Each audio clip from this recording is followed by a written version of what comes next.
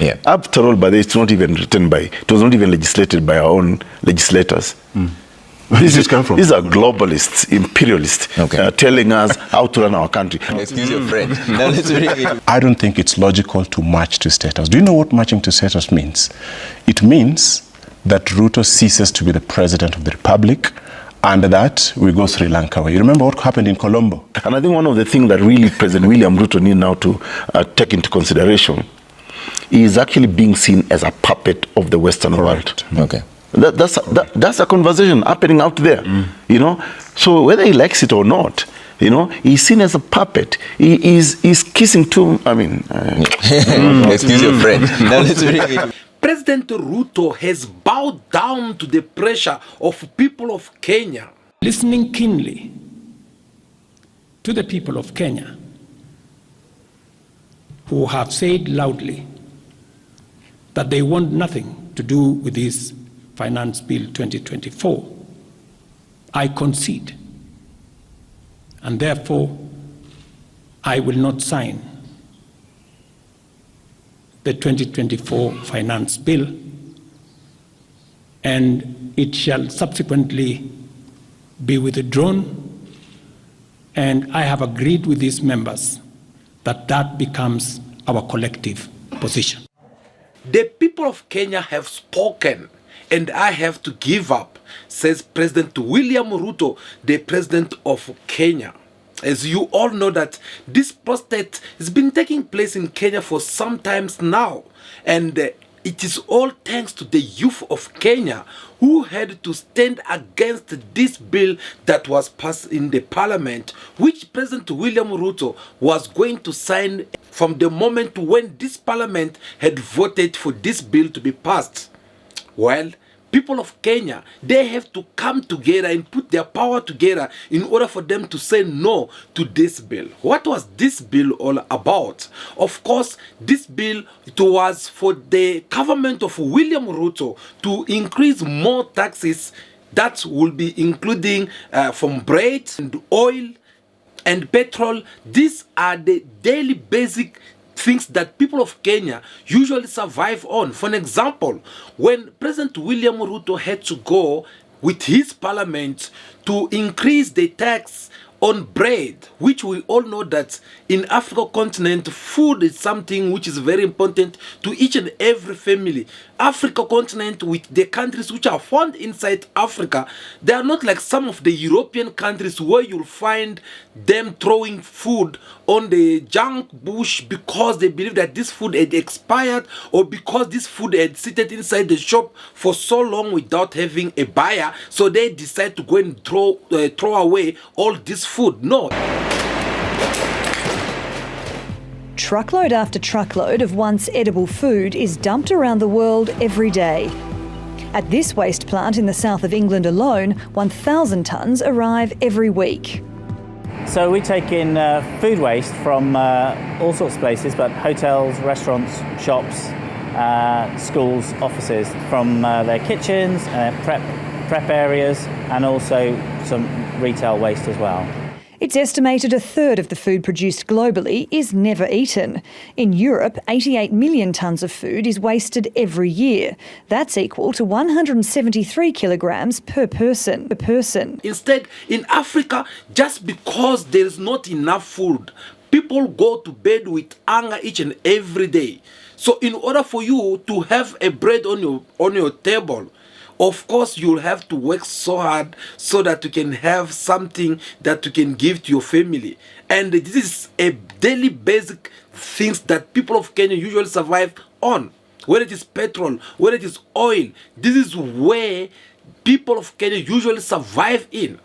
But President of Republic of Kenya, President William Ruto, when he decided to come with this idea of increasing taxes on these items, of course, according to them as politicians, though they came up with this idea to make people of Kenya understand that, you know, they need to be taking these taxes money because it will help them to do 1, 2, 3 things, since he had his project of bringing up a free education, which is still up to come. Until now, we're still waiting to see what will happen. But as he decided to take or to pass this law in the parliament, they did not consider people of Kenya. The people of Kenya have crossed the Rubicon. They have crossed the Red Sea. They are now on the shores of the River Jordan. They are entering Canaan. Nobody called these demonstrations. This kind of, what we are going through, there is no Kenyan who has ever gone through this kind of a day. We've never had the kind of multitudes that we've seen in the CBD and across the entire country marching.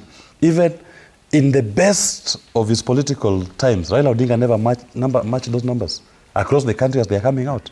Even when people are fighting for 2A to be repealed, we didn't have those kind of numbers across the country. So I urge our people, don't think that things will never be the same again. It will never be. The conversation has changed. Power has shifted from the representatives back to the people. And up to this point, there's no face of what is going on. You cannot say, this is the leader, this is the person who called us out. But yet, people are coming out from their own corners to go to the streets. So, in my view, going forward, the state or those who are holding office must recognize that, hey, whatever we are dealing with, we underestimated it. This country needs a new beginning. They did not have an idea what would be the reactions of the youth of Kenya. And that is how they went and rushed, because they think that increasing taxes on these items, it will be something that will help them to raise up the economy of Kenya. And they thought this was going to be more easy until when they had to come and stand and try to fight against this. But how did we get to this point? Because this bill, before the parliamentary had to vote for it, people of Kenya, they did refuse. The opposition political party over there, they did refuse about this bill to be even have a debate in the parliament. Again, as you know, African leaders, once you become a president, the most interesting part or interesting things for them that they usually need is to always have the majority in the parliament, because they know that with the majority that they'll be having in the parliament, it will allowing them to do things as their wishes. It will allowing them to change the constitutions even when that is supposed not to be changed. And that is how you see a lot of dictators in Africa. They kind of like behaving if like they are respecting their mandates, when we all know that they are dictators.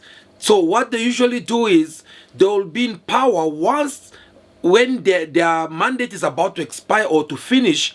They'll end up changing the constitution so that they'll still continue being in power forever. We saw that with some presidents such as Paul Kagame from Rwanda. We saw that with Yoweri Museveni from Uganda. We saw that with so many African leaders, including Idris Deby from Chad, who died recently. So you guys, you'll see that this is how politicians or African leaders usually behave whenever they are getting this chance. So they usually fight a lot to have the parliament on their side, because they know with majority, the kind of majority they'll be having in the parliament, it will allow them to do things around as they pleases. So that was one thing that President William Ruto was more sure that him having this kind of majority in the parliament, it will help him to pass any kind of law, and he will just come and sign. Well, after this bill was passed in the parliament, people of Kenya, the youth of Kenya, they first start mobilizing people through social media. They start putting even more pressure on the government of President William Ruto, and try to remind them that no, we don't need this kind of bill to be passed in the parliament, because their life is very expensive. The politicians over there in Kenya, they can come and say, for an example, no, we're doing this for your own good. We're doing this because we'll have to provide you with kind of employment. We'll do this because we want the social life to be more standards for everyone. That's what politicians will come and tell you. But when you look in the actions, when you look in the reality, none of this will be taking place. So the youth of Kenya, they first start socializing and try to spread the news over social media, trying to motivate each and every Kenyan person to be aware of how this bill is going to affect their daily life. For an example, when we all know that affording a bread is not that easy for most of family out there. Now yet you have to sit and find out that no, they have increased the price of bread because the government want to take or collect more taxes from all this. So people, they have to assume their responsibility because they are what we call the sovereign of Kenya. And they start protesting. That is how we start seeing all these dramas. And mark my words that when this all started, the government of Kenya, they did not take it that serious.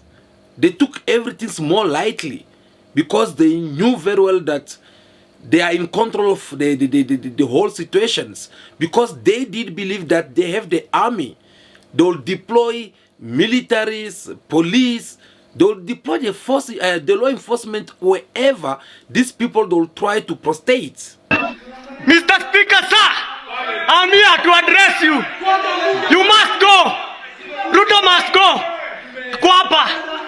Forgetting that these people, they are the majority and they present a nation.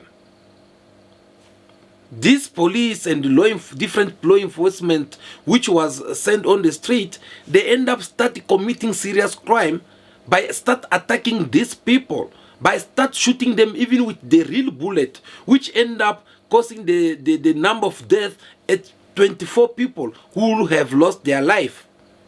Again, in our previous video, I said to you, all this kind of crime will give it, the credit of all this, will give it to the President William Ruto, because he is the president. And it is under his own mandate that these innocent people, they have lost their life. I was on the streets on Tuesday. There was no violence at all from the Gen Zs. There was no violence. It is the police actually who initiated violence. So there is nothing wrong with people of Kenya expressing, especially their displeasure with government. So why not allow peaceful demonstration? Because people are peaceful. I mean, and I was those young people, and they were saying, we are peaceful. They were even telling the police, we are peaceful. We are peaceful. Just allow us to. They were chanting that. They were chanting that. We are peaceful. We just want to walk. First of all, let them admit that, yes, the police killed innocent Kenyans, peaceful Kenyans. With that killing, then, let's see some heads rolling. Yeah? Can today IG Kome take responsibility for what happened? Or that commander, regional commander, can they take responsibility? Lives have been lost. We have dead bodies today as we speak. Somebody was responsible for that. And who is that person who was responsible for that? Especially because these young people are very peaceful. I mean, some of us here who are fathers of Gen Zs can confirm. Yeah. We were on the street. We were right with them. We were right with them. And they kept on chanting, we are peaceful. Okay. But it is the police. I even tried to go talk to some of the police officers myself. And I was tear gassed. Their families, they remain, most of them, they left the children and the women. So therefore, it is the government of Kenya, under the leadership of President William Ruto, who will have to come and make sure that they pay all these families. They have to pay them damage for taking the life of their loved ones. So the government of William Ruto, they were so excited. They thought that no, they'll control everything. But the youth of Kenya, they just demonstrate that powerful message that African youth have been trying to pass to each and every African continent in order for them to stand. Because the people of Kenya have to understand that these bills, it represents our destiny. And it is about time we make sure that we stop this right now. If we don't do it, tomorrow we'll cry. and they put more pressure on the government of President William Ruto. They put more pressure. The more people they kill, the more people keep coming on the street. That is how you saw they went on and attacked the Kenya parliament. They burned it, they went inside, they collect everything. Well, after all, me myself, I'm not blaming them, because this parliament is for people of Kenya. We all know that parliament, it is a house of people, where people get to send their representative in different part of their countries to go and represent them over there. So if these are the same people who went and loot this parliament and burn it, of course, it is within their right, because maybe they have just realized that people whom we had sent to this parliament, they are not doing their job as they're supposed to be doing it. Therefore, we need to assume our responsibility to make sure that our destiny is more safe. So they did so. Personally, I don't blame them for that. Now, after they have done all these things, President William Ruto, he came up and announced this message. Listening keenly to the people of Kenya, who have said loudly that they want nothing to do with this Finance Bill 2024, I concede, and therefore I will not sign the 2024 Finance Bill, and it shall subsequently be withdrawn, and I have agreed with these members that that becomes our collective position. Saying that, no, I have heard people of Kenya, people have spoken, they have manifested their anger and their disfectations in all this, so therefore I'm going to withdraw it, this bill, I'm not going to sign it. Well, if you listen to his message very well, you will understand that the man is not even more sure. It's kind of like he's trying to calm down people of Kenya. It's kind of like trying to stop them from not protesting, so that he can go ahead and sign this bill. Here are the facts in order for you to understand why I'm saying this. In his message, you heard President William Ruto saying that, I thank all the parliament members who had voted for this bill to be passed. Again, this takes us to what I had said earlier on, that African leaders, once they are being in power, they make sure by all means to have the majority in the parliament. Even if their political party did not provide enough members who can be the majority in the parliament, they are willing to put billions and billions of money in order for them to buy some deputies from different political parties, so that they can end up having what we call majority in the parliament, because it is with that majority in the parliament that will allow them, or to make them be that powerful leader, whereby they will have to say something and the whole church will have to reply amen. So President William Ruto, him saying that, I thank all the parliamentary members who had voted for this bill to pass. Well, it is very simple. The message there is that, no guys, I know I have ordered you to vote for this bill to be passed, so that I will sign it. But now that people have raised up, they are protesting, and they seem to be more determined to continue protesting until things end up changing around for me. Well, I don't want to risk everything. I don't want to be removed in power by these people. So let me give them what can sanctify them. Let me try to give them something that they want to hear from me. And that is how he called for his whole cabinet. He set them down and he made that announcement. Well, that announcement actually even it even make things become even more worse. Do you know why? Because as we're talking right now, people of Kenya, they don't want to accept this announcement which came from President William Ruto, because they can tell already that his intentions is not for him to quit this the signing of this bill which was passed in the parliament, but his wishes is to calm down people of Kenya or people who are striking in Kenya. As Deputy President of the Republic of Kenya and a patriotic son of this country, I want to appeal to Generation Z to call off the protests for tomorrow, because their cry has been heard by the President. The President has accepted that there was an issue, there was a disconnect, and the President has done the right thing. And I think it's only fair that we call off the protest so that we don't have further loss of lives and destruction of property. It's an appeal that I've made as a father, as a parent, to our young children. We love you, we respect you. Please, I beseech you as your father, now that the President has given in and accepted to go with the wishes of the Kenyan people, please, my sons and daughters, I plead with you to save lives, to save bloodshed, to save loss of property and lives.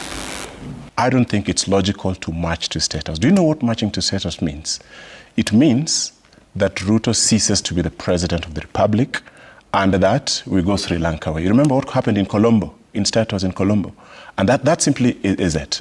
From where I sit as a minister, I'm interested in mediation, I'm interested in a conversation with accountability systems and instruments put in place that, from where I sit, excludes Parliament, because Parliament has been a sellout, complete sellout, that excludes people who have not given the President wise counsel, people who are around him who've not given him wise counsel. A neutral team that is representative, and as the Deputy President did say there, a carefully, well thought out team that represents the interests and the aspirations of the Gen Zs, and then we have a conversation. Then the President is held accountable so that we move on, we correct this. But then, secondly, what we are seeing is that the government is crumbling.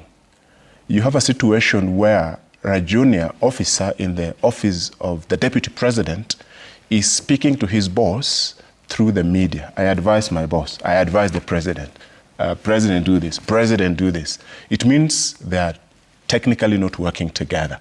That in itself is dangerous for this constitution. And from where I sit, these two are lawyers. I still feel that this idea in our constitution of an elected deputy president alongside the president seems not to be working. We've seen it with Deputy President William Ruto when he was deputizing Uhuru. We are seeing it with Rigathi now. I think, not hangovers at all, but the appointed deputy worked better for us because the temperatures are climbing. Imagine today if Rigathi came out and opposed the finance bill or jumped out and formed this party, and the country is going to collapse. So for me, I feel there are institutions that have failed us. We must get a neutral team and a neutral party.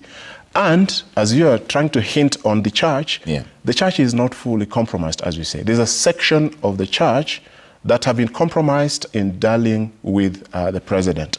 There are credible persons who still are available from within the religious space, both the church and our Muslim brothers and other faiths, who can join on that table and have a very honest conversation that we may save this country. We don't want more bloodshed. And I want to plead with the Gen Z, please don't march to State House. We have had, and I've been involved, you know, I've been on the front line. Let us not endanger more lives. If we are to demonstrate, even today, let's do it peaceful in non-protected areas so that we don't shed more blood. So Trevor, yes. One of the things that for me concerns me listening to Deputy President, first of all, Article 37 of the Constitution of Kenya talks about peaceably, demonstrating peaceably. I was on the streets on Tuesday. There was no violence at all from the Gen Zs. When I listened to Deputy President Gachagua, I read a threat. Why will he be insinuating that we do not want to lose more lives? Why? Is it because they do not understand the Constitution of Kenya, Article 37, that says that Kenyans can actually demonstrate peaceably, and therefore the police should actually give protection to that peaceful demonstration? Why is he insinuating on loss of lives? Because these people have said, and that's their chant, we are peaceful, you know. So I don't really buy into what Gachagua is saying. Eventually, we have indicated, because the president has caved in and admitted that this law is very bad. Yeah. After all, but it's not even it was not even legislated by our own legislators. These are globalists, imperialists, telling us how to run our country. And I think one of the things that really President William Ruto needs now to take into consideration is actually being seen as a puppet of the Western world. Okay. That's a conversation happening out there, you know. So whether he likes it or not, you know, he's seen as a puppet. He's kissing too. I mean, excuse your French. Now let's bring it. Still, Anifa says, please do not march to State House. Please stay safe and do not go to State House. That is not like Parliament. Please do not go there. Okay, we'll talk about that shortly. So still another tweet from her. Shanky here says, do not occupy State House, comrades. It's a protected area. Yesterday, they killed so many Gen Zs who occupied State House, Nakuru. Okay. That's not verified. Those are statements coming from online. Yakimuzi says, occupying State House is tantamount to treason, though. We still push tomorrow, which is today. If genuinely you have feelings in Asira, you shall realize kutakuwa na bloodshed and we shall achieve nothing. Don't breach the walls, but let's move forward. Kuna many government offices to start with, okay? See what else you're saying here. Thirsty Kipsoed says, so watu waende ama wasiende, be clear. It's not about watu waende ama wasiende, it's about being logical. I'm one learned individual. So there's Gen Z speaking to themselves about the protests that are meant to happen today. Don't go to State House, my dear comrades. That area is a no-go zone. It is written and no one will take responsibility but the Constitution. I am as angry as you. Okay? The second step should be, the moment that you killed more than 20 young people that have been killed, and all of them have died in the hands of police guns. Not even a single person has been killed by a civilian. All the deaths are from gunshots from the police. We've killed them. They are now emboldened. They're even telling you we're coming to State House. They're not coming to State House just because they want to invade. No. You've actually shown them that you don't represent them. Until their first statement, you call them criminals. Yesterday they became brothers and sisters. Actually, how do they believe actually terrorists. They call them terrorists. So now, this is the point that I'm making. Unfortunately for the church, Ekuru, those of us in political leadership, we've not fully appreciated what is taking place in this country. When I say the people are claiming their voice, and they're doing it peaceably, you are not seeing a Kenyan divided along tribal lines, class lines. No. I've been on those streets. Kenyans of all tribes are there, all ages, and all social class. Okay. They are not coming out and saying we are because we believe in this one political case. The only thing those people believe in is a Kenya of dignity, a Kenya that let it now make sense to all of us. Yeah. And if we don't listen to them, and I'm sorry to say this, I can even stand up here and tell people, please don't go to State House. They will not listen to me. I'm not their leader. There's nobody who is anybody's leader in what we are going through. What we should be urging is our security officers, when our people come into contact with you, do not kill our people. Absolutely. Because William Ruto being president, Rigathi Gachagua being deputy president, even Willis Otieno being deputy president in designate, is not more important than the people of Kenya who are dying out there. Okay. Like, you cannot say that... Deputy president in the making. In the making, yes. You cannot say that because Willis Otieno must be the next deputy president, I'm going to kill people. No. So also, for Rigathi Gachagua, for William Ruto, we cannot say that if you go to State House, we are going to kill you. What I'm saying is this. Nobody's threatening. What I'm saying, they've said they'll be lots of lives. Yeah, we've all established. No, we've all established but they said that the deaths that have happened, we've established. All the deaths so far are caused by policemen or men in uniform. That's where the deaths are coming from. So we can progress to say that the expected death that the Kenya Kwanza seems to know about, or they're talking about, will only come from where it has come from before, from the men in uniform. So what the conversation today should be this. Whenever our people congregate, and I'm telling you, these people don't have a leader. Please, our men in uniform, don't kill our people. Trevor, let me just finish it. I'll come to you, Reverend. Don't kill our people. Okay. It is not worth even a single life to be lost for William Ruto to become president or for Gachagua to become. Why can't even, if the people are saying they're going to occupy State House, if it's a question of Ruto's safety, they can evacuate him to another location. There are so many State Houses. No, after all, he doesn't live in Kenya. He doesn't even live in, yeah. So, people going to State House, they can allow them to walk in, let them have tea, let them meet their State House. Is their State House? Yeah. Then they will leave. If there be any damage, that's just furniture. That is just Trevor, I have a rhetorical question. People, you're not allowed to finish. What I'm simply saying is, if the demonstration is going to take place in State House and the people are the ones going to do it, let them do it. You can subsequently, once they retreat back home, you can go and take control. But what I am saying, whichever place the people have appeared to demonstrate, don't kill our people. Okay.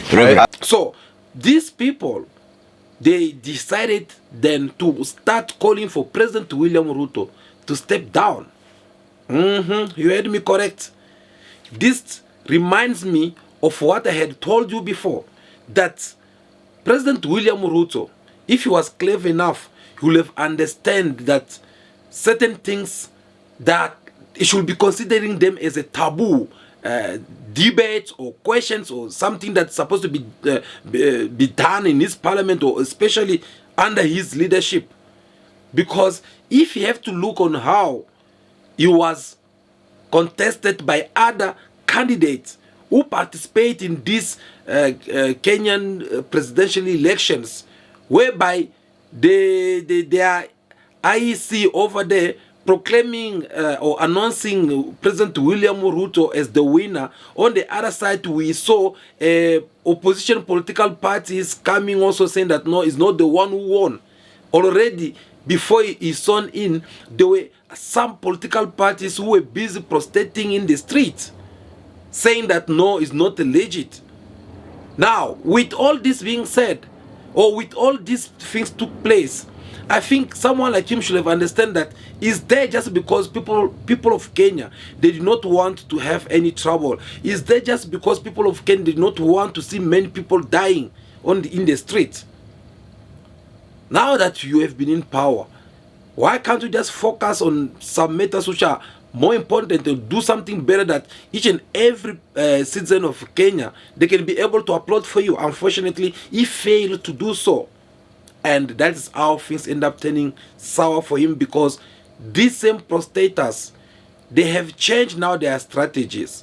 They are no longer calling for the President William Ruto to withdraw this bill which was passed in the parliament, or to not sign this bill, but they are now calling for him to resign. In one of the clips which I played for you in the previous video, you heard people of Kenya calling for William Ruto's name to resign or to leave the office. How far are they willing to go? Because according to President William Ruto, after saying that he's not going to sign this bill, he then called for a dialogue, saying that he's going to organize a dialogue so that they can find out a way out. Again, this dialogue, it is another sign which showing that the men actually have not accepted to not sign for this bill. It just suspend everything for now. It just a matter of time. It's gonna come back again and try to sign this bill. That is even the reason why it's calling for dialogue, because I don't see the reason why they will have to go in dialogue over something like that.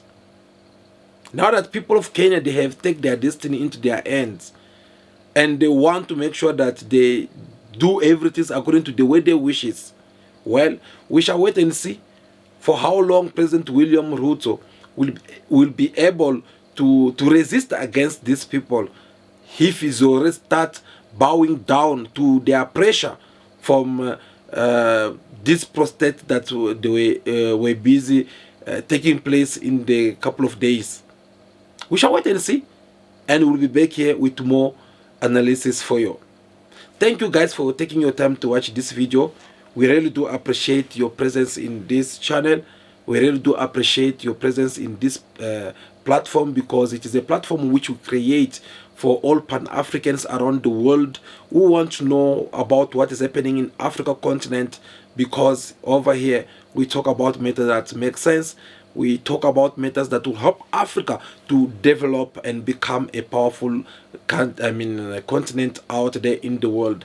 So therefore, we are inviting you, before you leave, make sure that you like this video in your numbers. Give us your thumbs. We will really do appreciate that. It is a way of helping us to join or meet more people out there, so that they can be able to know what we are talking about here.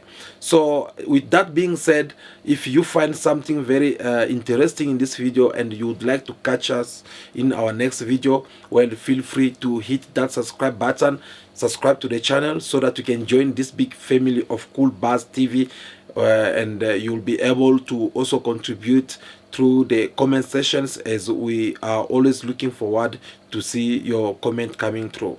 Well, that is all for today. For now, continue to be yourself, be good, be kind, have respect for everyone in order for you to be respected. May God bless you all. I'll see you again very soon in our next video. Ciao, ciao.